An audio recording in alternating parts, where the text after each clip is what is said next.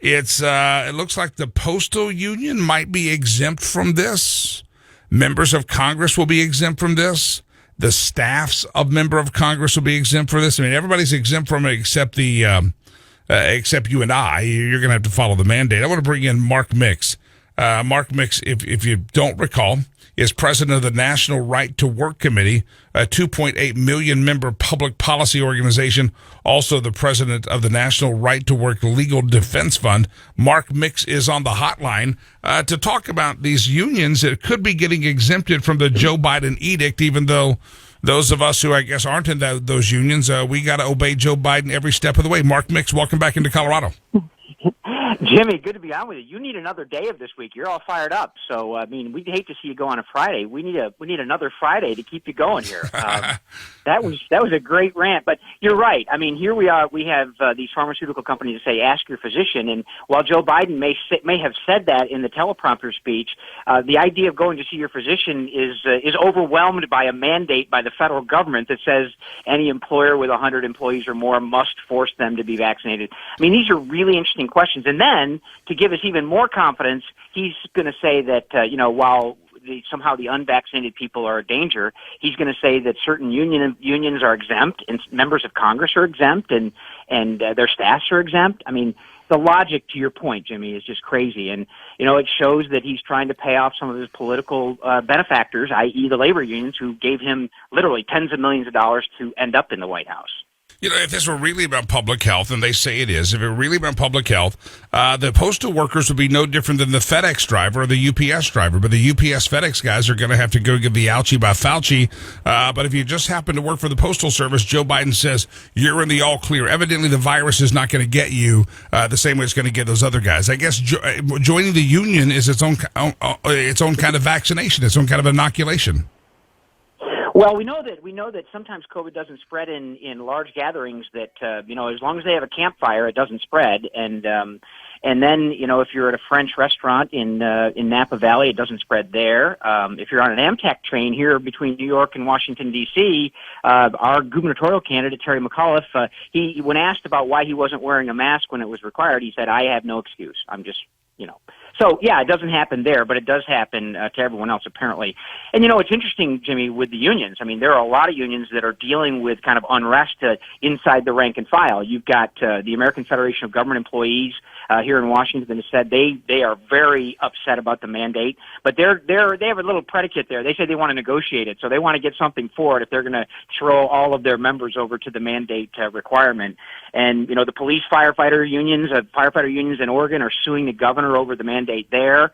The police unions are rejecting some of this across the country, and there are other unions that say, yes, we're all in, and that doesn't matter what our members say or what they say. We're gonna basically go along and say, yes, you must be mandated. So it's an interesting question for the unions too. I mean, because they have this monopoly voice in the workplace, meaning they speak for you, Jimmy. You can't speak for yourself in a unionized workplace.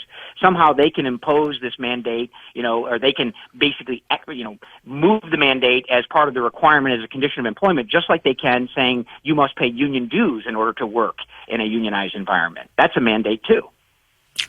It's interesting. I always hear, and I'm not a lawyer, I know you know more about this than I do, but I always hear there's supposed to be equal protection under the law.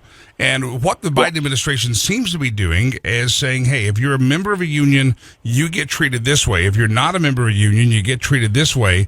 Doesn't that seem to violate at least the spirit, if not the letter, of everybody gets equal protection? Jimmy, come on. You're thinking about this way too much. You're absolutely right. Equal protection says that we will all be treated equally under the law, But what was it? Was it Orwell or Animal Farm that said all pigs are equal, some pigs are more equal than others? Some are more equal than others, yeah. Some animals are more equal than others, yeah. Some animals, yeah, it was Animal Farm. I apologize, yes. Some animals are more equal than others. Yeah, that's kind of where we are, and that's how do we have confidence in a government that flip-flops all over the place all the time? How do we have confidence in a government that orders certain things to happen when they know that, as many unvaccinated people, obviously with this Delta variant or whatever the heck it is, and I'm not a scientist and I'm not a virologist, I'm not any of that, I'm just an ordinary guy when it comes to dealing with these types of mandates.